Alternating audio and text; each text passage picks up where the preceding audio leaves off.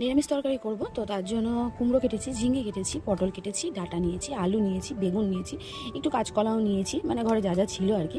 আর তার সাথে মশলার মধ্যে নিয়েছি একটু বাদাম, আর ফোড়নের জন্য 5 ফোড়ন, শুকনো লঙ্কা আর আদা কুচি নিয়েছি, আর কাঁচা লঙ্কা কুচি নিয়েছি, যে যতটা ঝাল খায়। তেল গরম হলে তার মধ্যে 5 ফোড়ন আর শুকনো লঙ্কাটা দিয়ে খানিকক্ষণ নেড়ে চেড়ে এবার তার মধ্যে দিয়ে দেবো আমি আদা কুচি।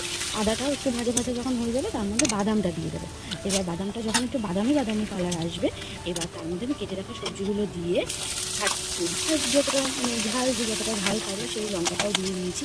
তো তারপরে আমি কেটে রাখা সবজিগুলো তার মধ্যে দিয়ে খানিকক্ষণ নাড়াচাড়া করে তার মধ্যে সামান্য চিনি দিয়েছি, সামান্য নুন দিয়েছি, যতটা পরিমাণ যে খাবে সেরকম দিয়ে দেবে। তো সেটা দিয়ে খানিকক্ষণ নাড়াচাড়া করেছি, নাড়াচাড়া করে এবার সিদ্ধ হতে ছেড়ে দেবো, কারণ এটা যেহেতু একটা শর্ট ব্লগ, তো বেশিক্ষণ টাইম নেওয়া যাবে না। তো এবার আমি জল দিয়ে আমি ঢাকনা চাপা দিয়ে দেবো, জল দিয়ে